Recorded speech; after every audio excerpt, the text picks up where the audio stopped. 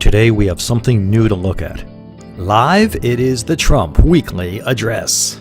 And if you blinked, you missed it. The first Trump Weekly Address, announced by Mr. Trump himself less than an hour before it took place, lasted less than 4 minutes. It ran on Facebook Live. It had a total audience of about 22,000 viewers. Mr. Trump said almost nothing, and I mean that not as a dig at Donald Trump. The weekly address was too short to include much of substance. And now let's talk about it.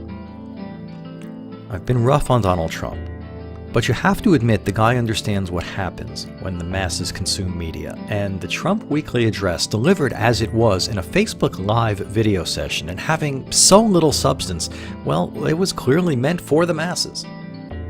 My first thought was that using Facebook Live for the Trump Weekly Address instead of streaming from a place accessible to anyone was a mistake, but given how large an audience Facebook delivers and that Mr. Trump's base is entirely likely to be Facebookified, I'm going to even back off on that one. And as I said, the dude understands mass media. So announcing the address less than an hour before it took place, that may not even be a problem. Know what else? The length may not have been a problem. The Trump Weekly Address was exactly the bite-sized nugget of nothing that Trump fans thrive on.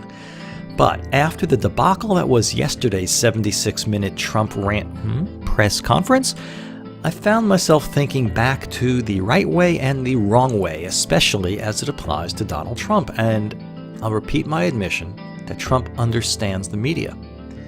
But there is plenty that Donald Trump doesn't understand.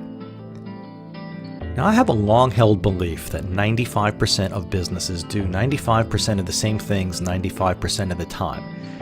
Viewed as a business, though, the presidency of the United States falls into that little tiny leftover slice.